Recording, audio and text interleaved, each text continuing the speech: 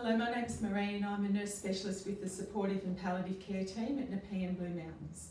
I'm going to talk to you today about a Surefuser, which is an alternative way of delivering a continuous subcut infusion in place of a NICI pump. I'm just going to talk to you about the components of the Surefuser. This bit here is the port which you remove in order to load the medication into the Surefuser. As the medication is infused, it goes into the balloon reservoir here and expands within the protective casing. And this one, that's a 24-hour one, it goes up to level 5 on the gauge. This is the gauge here by which you can see that your medication is actually going down over the 24-hour period. We have the infusion line here, a clamp coming down past the filter, and then we come to the flow regulator. The colour of the flow regulator will vary depending on the duration of the infusion. For the 24-hour one or the one-day one, it's blue. So it indicates the length of the duration of the infusion and also the rate of the mils per hour of which the infusion will be going. It's important that this is secured firmly to the patient's skin with a strong dressing such as a tegaderm or an opsite, because the flow regulator ensures that medication is infusing at the correct rate, and this is reliant on contact with the patient's skin and the body temperature. Then down at the end here, you have the luer lock, which is disconnected and attached to the subcut line. As with the preparation of any medication, you need to be mindful of following the 5 rights and the medication policy of your workplace. For the purposes of today, we're going to be giving a continuous subcut infusion over 24 hours of morphine 10 milligrams and midazolam 10 milligrams. I'm just going to show you now how to load the Surefuser. The first thing that you need to be aware of is that you have the correct infusion device for the medication order. So this is an order for a continuous infusion over 24 hours, and this is the Surefuser that is 1 day or 24 hours. The next thing you need to do is to make up your sticker, your subcut infusion sticker as per your local area to indicate what's in your infusion. The next thing is to draw up your medications. So here we have our morphine, 10 milligrams in 1 mil, and we have our midazolam, 10 milligrams we've made up into 2 mil.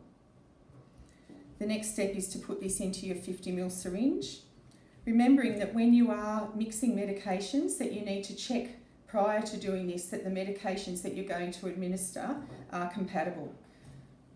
There are compatibility checklists that can be found to ensure this. Once the medications have been put into the syringe, you need to make up the rest of the syringe to 50 mils with normal saline. This needs to happen exactly to 50 mil.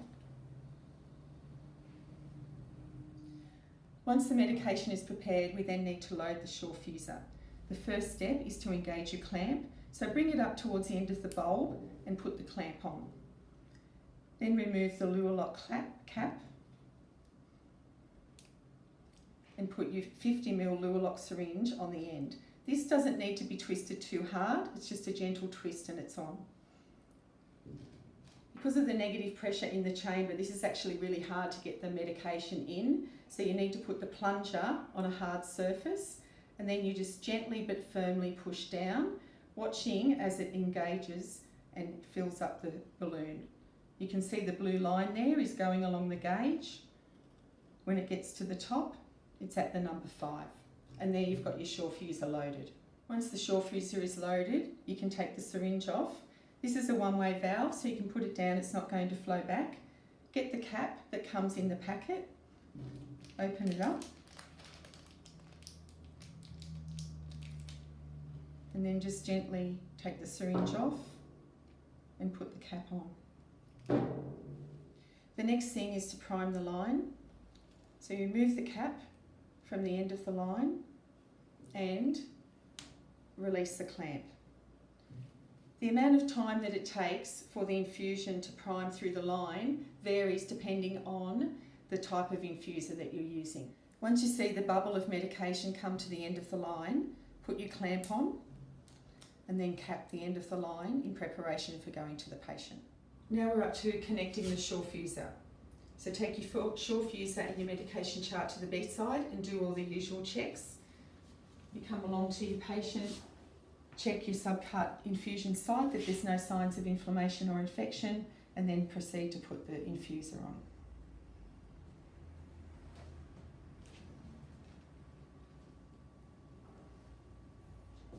Just with the Luer lock procedure, put the connection on. The really important step now is to secure the flow regulator. Remember I said earlier that this is important to ensure that there's the correct administration of the medication.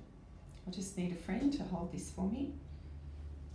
This needs to be secured with a strong dressing, keeping in mind that when you're putting it on, not to put the dressing over the dressing that you have for your subcut line. Simple tape doesn't work.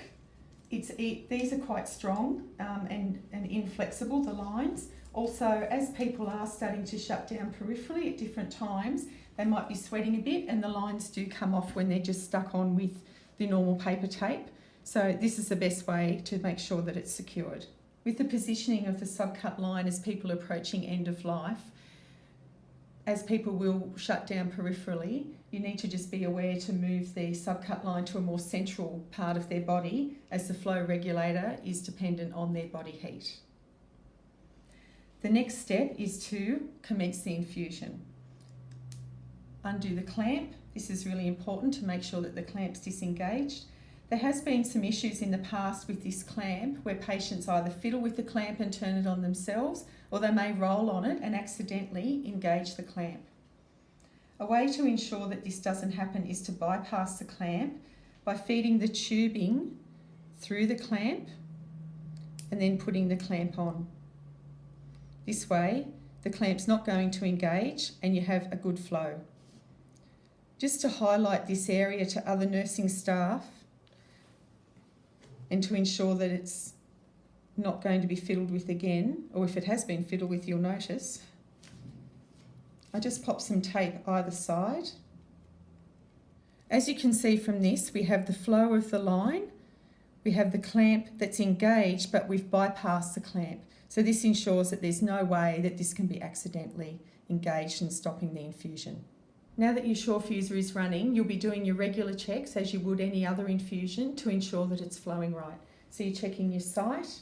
In that too, you will check the line and check that the clamp is still not occluding the line. And then you'll come to your Surefuser where you look at your gauge. And just expect that this will be going down, following the blue line. This will be going down over the 24 hours. So when it's been on for 12 hours, you would expect that the blue line on the gauge would be at around 2.5. Once everything's connected, you put your Surefuser in the little bag, which comes with the packaging. Now it's important that the bulb of the Surefuser stays parallel with your subcut line. Whilst there is the elements that regulate this, such as the neoprene balloon and the regulator here, if it's too high or too low, it can affect the flow, either by increasing it or making it too slow. So this just needs to be kept in line with your subcut line.